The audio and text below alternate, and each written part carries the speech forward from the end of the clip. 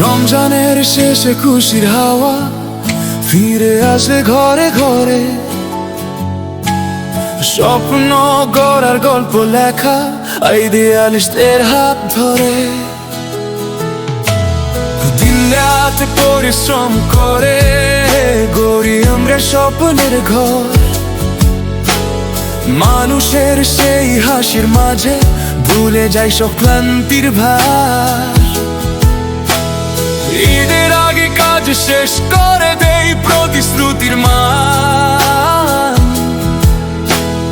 বিশ্বাস আর ভালোবাসা আইডিয়ালিস্টের সম্মান।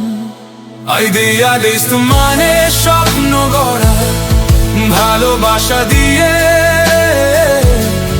প্রতিটা ঘর গল্প বলে আমাদের ছোঁয়া নিয়ে।